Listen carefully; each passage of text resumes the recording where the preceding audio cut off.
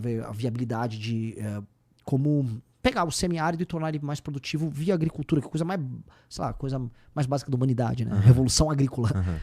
E você chega na realidade daquelas pessoas, é um mundo muito distante. Essas discussões não existem. A discussão dos caras é subsistência, é dinheiro, é ter o celular, é ter internet, é um cara não matar não sei quem. As discussões são prosaicas. Tipo, vamos resolver esse problema antes. A projeção de poder e a capacidade de a gente discutir o aumento das nossas liberdades ou a redução dessas liberdades, se assim as pessoas quiserem, ela vem numa outra etapa. Sim. Eu sei que eu te cortei nessa daí, mas eu não vou lembrar onde a gente estava antes. Então, vamos falar um pouquinho de Bolsonaro, tornozeleira, prisão. Vamos. Eduardo Bolsonaro nos Estados Unidos, Bolsonaro impedido de falar com o filho e Xandão, tudo isso aí. Vamos lá, vamos começar aqui. Bolsonaro, pelo que eu não tenho o contato que você tem com as pessoas lá em Brasília, mas das últimas vezes que eu ouvi, até os bolsonaristas sabem que Bolsonaro deve ser preso, né? E tem um impacto óbvio disso daí no cenário político brasileiro, especialmente porque precisa então de um sucessor e o Bolsonaro ele reluta em indicar com clareza quem é esse sucessor, né? E a gente está falando das eleições do ano que vem já. Então a gente está muito perto aí, talvez, não sei se... Talvez dê tempo de construir esse sucessor aí, mas a gente precisa... Quer dizer, Bolsonaro precisaria estar disposto a aceitar que ele provavelmente, muito mais provavelmente não estará nas eleições do que estará. Na tua opinião, esse cenário vai se desenhando de um jeito mais catastrófico? Porque a gente lembra que a gente estava falando lá de como é a direita brasileira. Inclusive, o Missão, como é que tu classifica o Missão também, assim, nesse tudo isso que eu falei aqui? Como é que o Missão se classifica também nesse ponto de vista aí político? As pessoas naturalmente as pessoas vão nos classificar como a direita. Eu digo as pessoas porque as coisas são simbólicas e simples. Elas vão ver, eles definem lei e ordem, isso é identificado como direita. Vocês... especialmente a questão da lei e ordem vão identificar como direita. No resto a gente é muito criativo. Eu não sei definir boa parte dessas políticas que eu estava falando com você. O que é direita, esquerda? Para mim sei lá, é um sistema mais... sistema antipatrimonial ou sistema anti-arcaico que a gente teria. Eu não sei realmente como definir. Mas a gente, acima de tudo, se define como um partido de um corte geracional. A Missão é o partido da geração Z e da geração Millennial. É um Millennial puto. Millennial, minha geração é a tua. É o cara que achou que, basta eu fazer faculdade, vou começar a vida e vai dar certo. E deu tudo errado pra nossa geração. A geração que realmente sobrou a conta. E a geração Z, nem a perspectiva de sonhar que a nossa geração teve, ela tem. Então a geração Z, ela tá vítima das circunstâncias, muito puta e com a conta pra pagar. Então, acima de tudo, o que nós somos é um partido geracional. É um partido de geração. Portanto que, Renan, como vocês vão chegar na tia do Zap? Não estou preocupado com isso. Eu não estou preocupado com isso. Porque eu não quero viver as ideias da tia do Zap. Tá tudo errado as ideias dela. Deu errado. A tia do Zap fracassou. Ela já votou no Lula, ela já votou no Fernando Henrique, ela, sei lá, acreditou no Enéas, agora ela gosta do Bolsonaro. Com todo respeito, tia do Zap, deu errado, você entregou um país bem zoado pra galera mais nova. Então, a gente só quer fazer diferente. Então, não estamos preocupados, e esse é um ponto, em agradar hoje a imaginação da galera que veio antes. A gente quer romper com essa imaginação. E se essas pessoas quiserem embarcar e participar disso, vai ser um tesão. Vamos ser super convidativos, como vem acontecendo. Só que o recorte quem vai ficar com a conta dessa bucha tem que ter um lugar na mesa.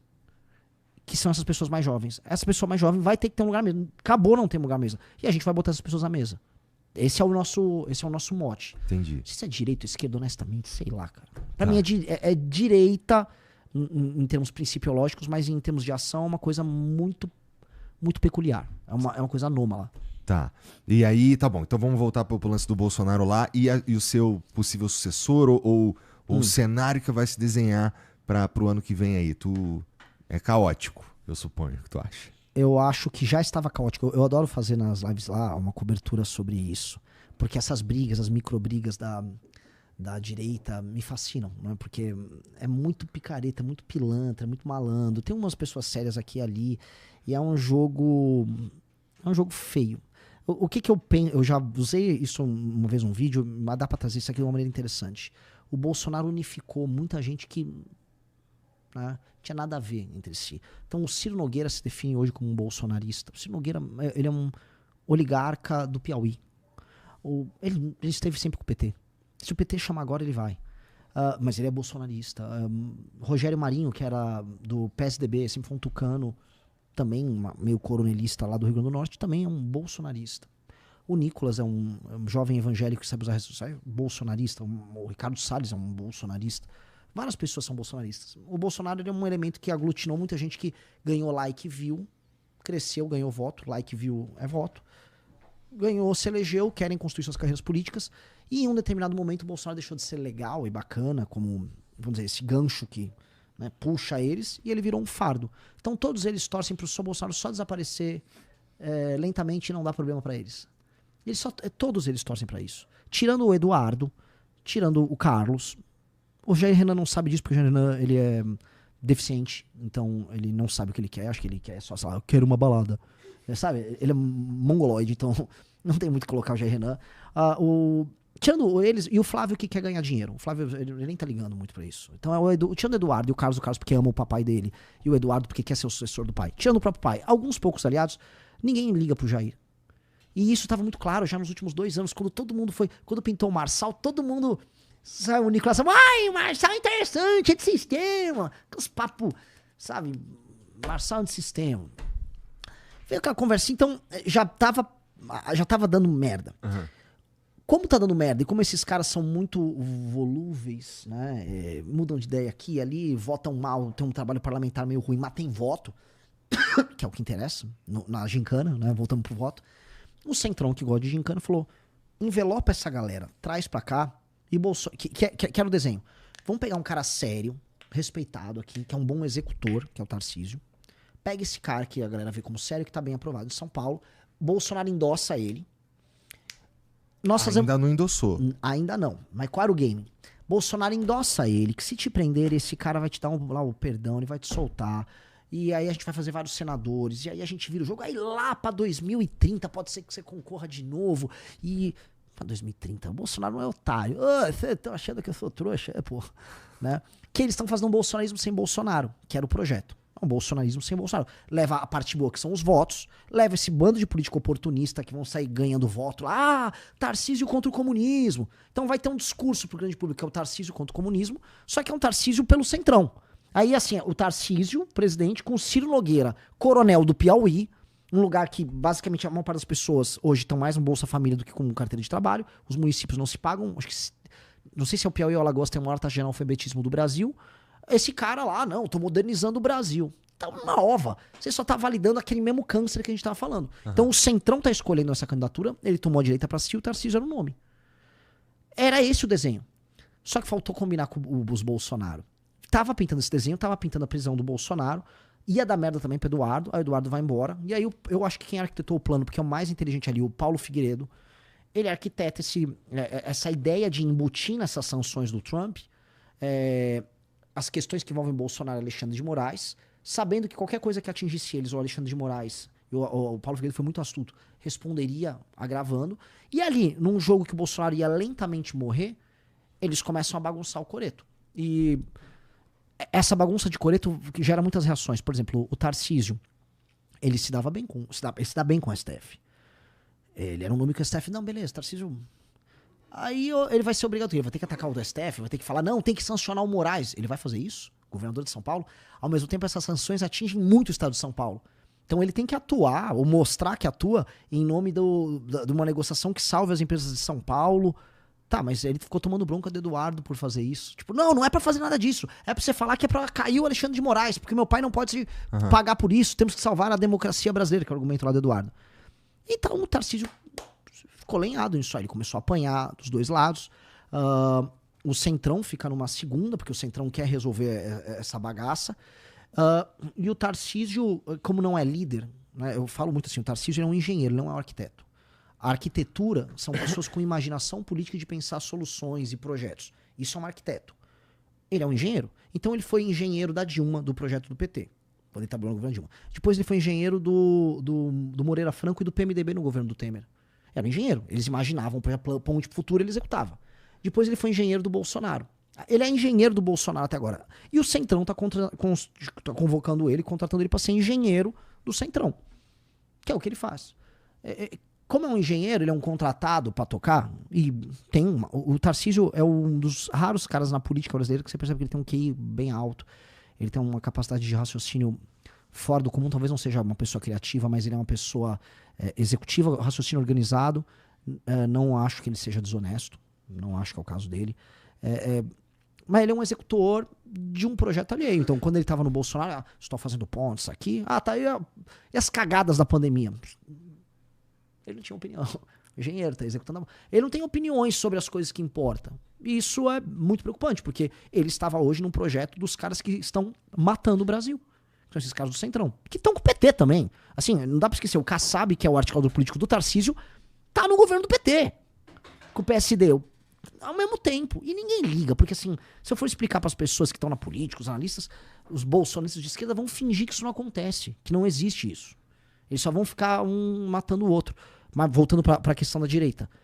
O Tarcísio, ele não tá sabendo como sair desse jogo. O Centrão, que precisa resolver essa situação, tá louco para manter o Tarcísio como candidato.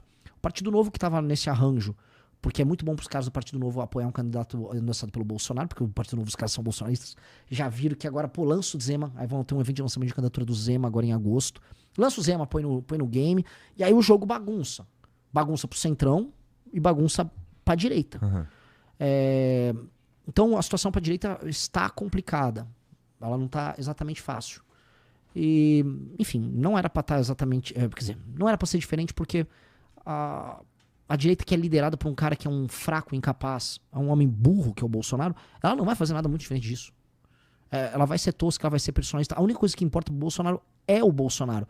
A imaginação do Bolsonaro é meio que tipo, o mundo é o que eu toco, gosto disso aqui, isso é bom porque é meu, tá?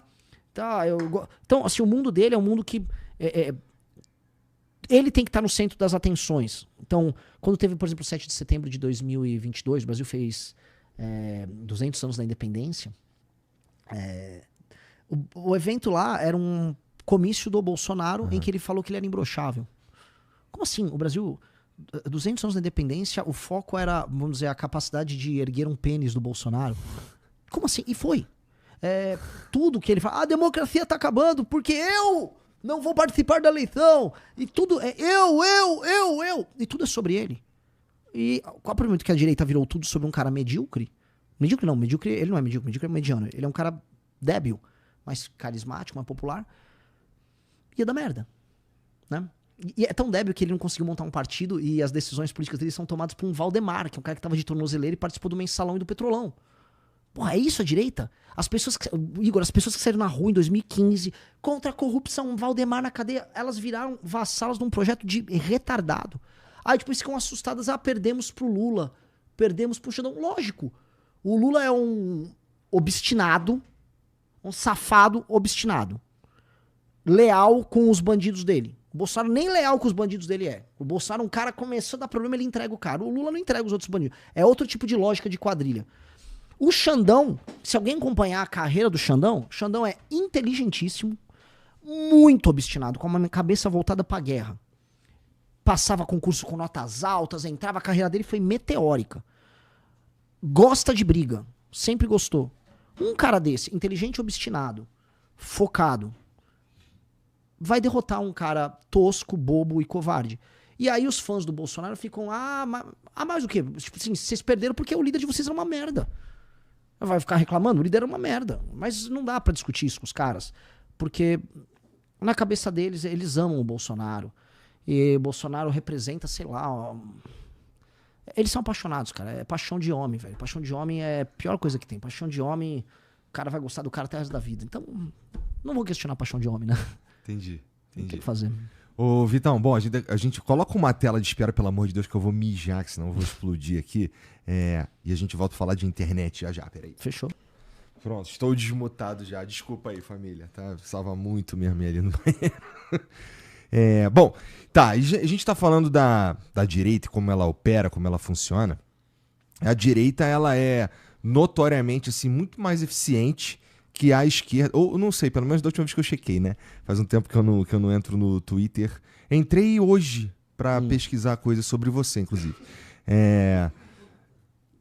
Mas eles são muito mais eficientes nos usos das redes sociais e isso confere a eles aí uma vantagem no jogo de uma forma geral. Por exemplo, o Bolsonaro em 2018 foi eleito muito por causa da força das redes sociais, além de sentimento anti-PT e tudo mais, né? Já a esquerda ainda dá uma patinada, né? Se a gente for falar, por exemplo, aqui do vídeo que o Nicolas fez lá sobre o Pix, acho que era sobre o Pix, taxação do Pix, qualquer coisa assim, foi um vídeo que, tem um número assim expressivo de visualizações, né?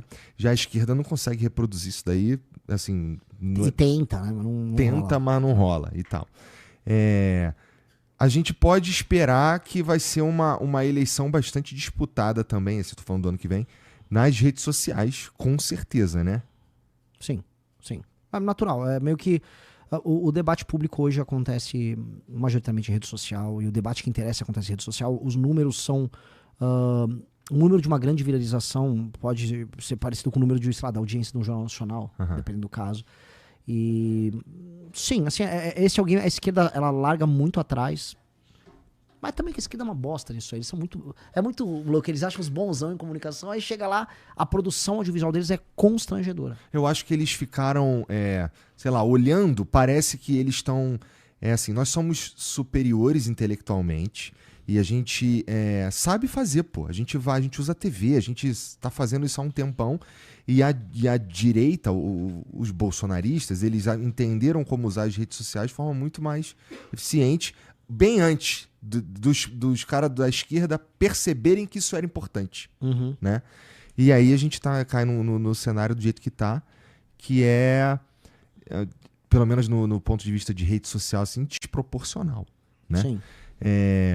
O impacto que isso teve nas eleições foi grande, mas também não foi suficiente nas eleições de 22. E você acha que agora em 26 muda o cenário de novo? Porque assim, a gente vai ter... não é muito comum no Brasil um presidente não se reeleger, né? E a gente... aconteceu com o Bolsonaro e a gente está vendo aí uma popularidade do Lula baixa.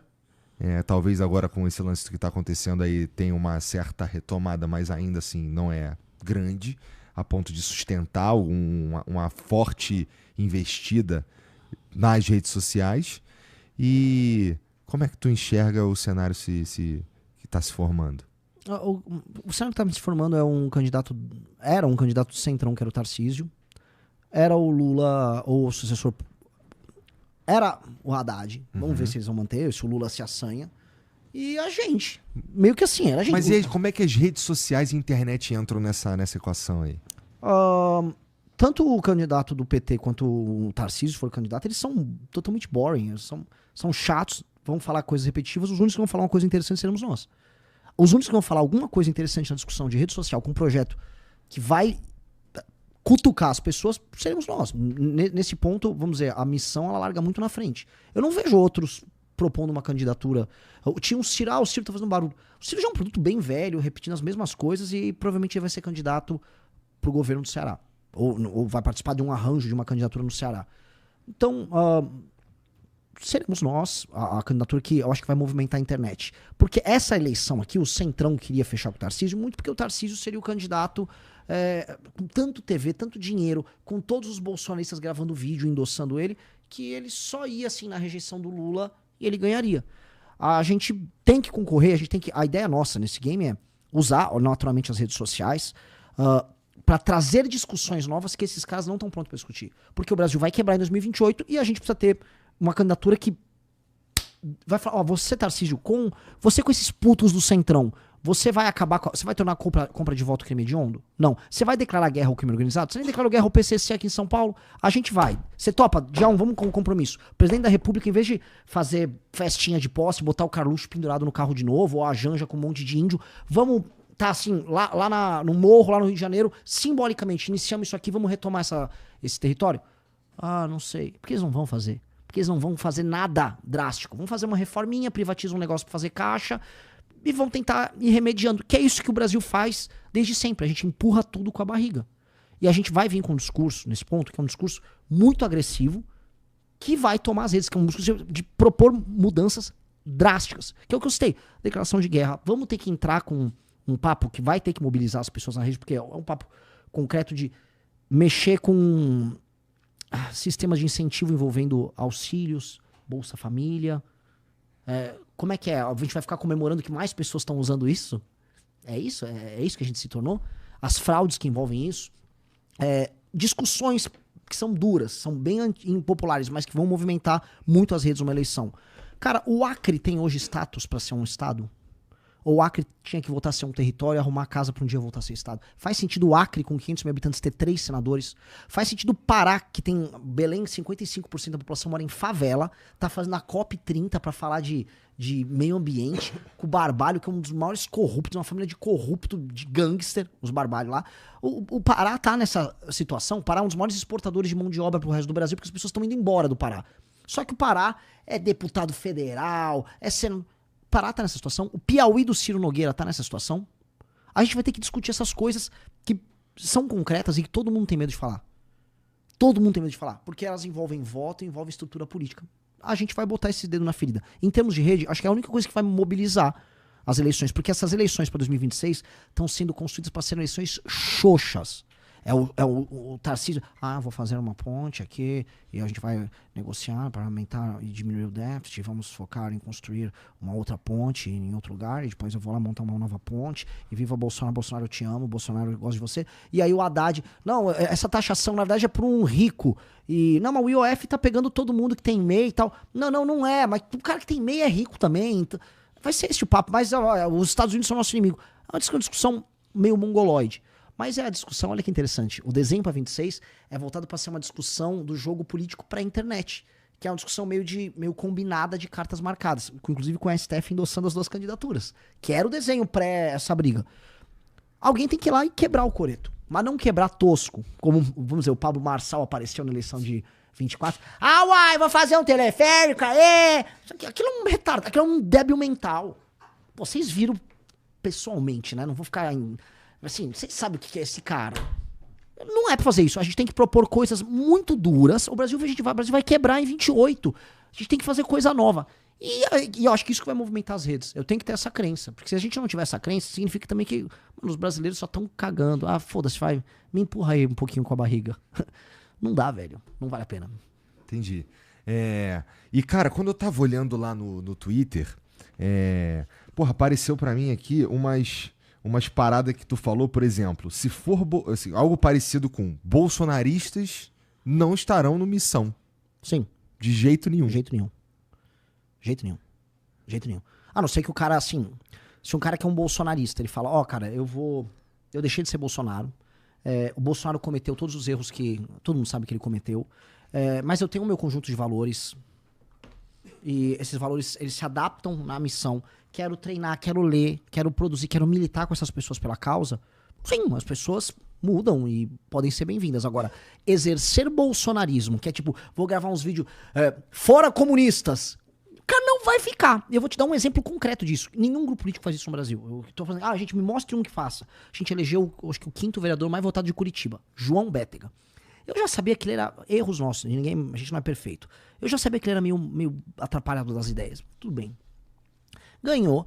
Ele só ficava gravando, precisamos unir a direita, vamos... Ele ficava lá querendo só gravar vídeo. O mandato dele, ele montou uma equipe técnica, que era do MBL, maravilhosa. A equipe técnica, fez esse projeto, projeto não dá like. Ficava só gravando os vídeos no meio da rua, pegando esse eleitor bolsonarista. Chegou um ponto que ele gravou um vídeo em que ele, sei lá, chegava pra um senhor de idade, e o cara tava escrito Veneza na blusa. Só que o cara era meio de esquerda, ele, Veneza pra você, mas Venezuela pro povo.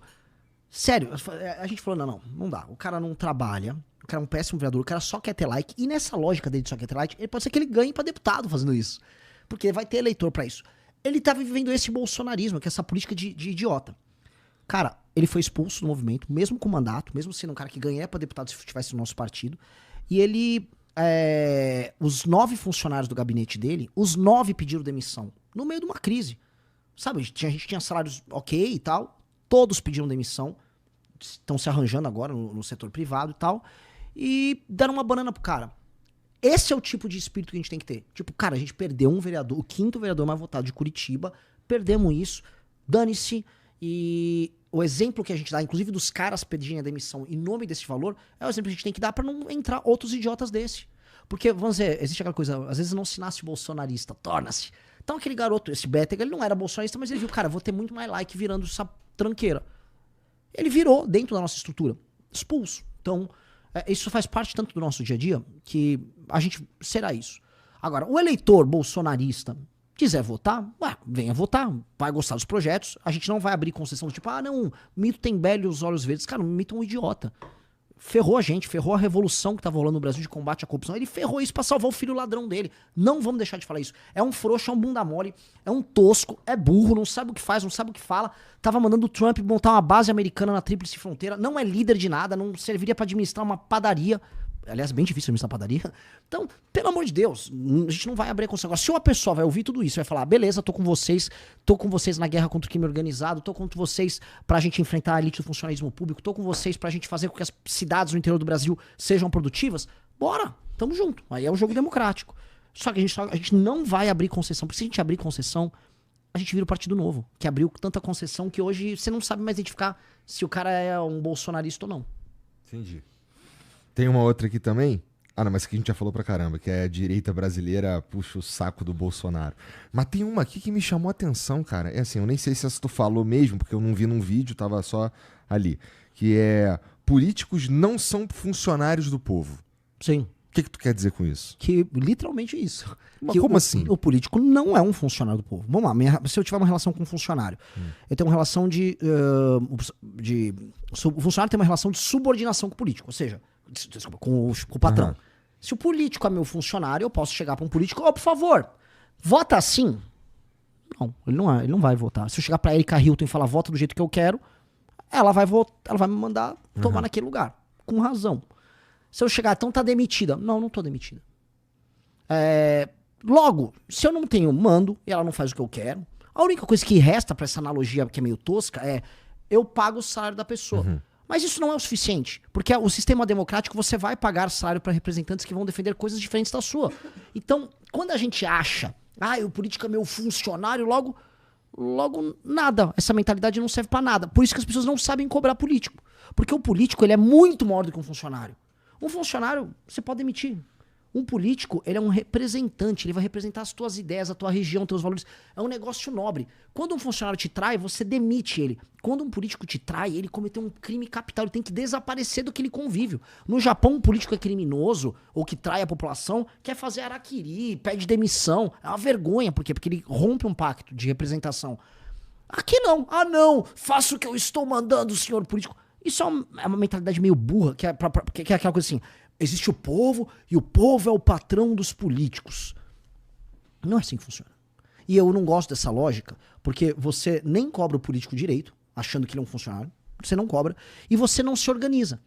Porque é o seguinte, eu tenho que me organizar para ter representantes que pensam como eu. Eles são meus representantes, não meus funcionários. Eu tenho um poder sobre eles por eles me representarem. Só que eu tenho que ajudar a fazer eles serem um veículo das coisas que eu acredito, das coisas que eu preciso defender. Isso não é uma relação com o funcionário, definitivamente. Só que a classe média brasileira e a direita errou por muito tempo em ter essa ideia, que é uma ideia, parece assim, política para idiotas. Existe um livro, Política para Idiotas. Então, você, cidadão brasileiro, o político é seu funcionário, aprenda a cobrá-lo. Tá, não é assim, é um pouquinho mais complexo. É um pouco mais complexo. Eu posso, novamente, o exemplo da Erika Hilton. Vote contra os privilégios de tal coisa.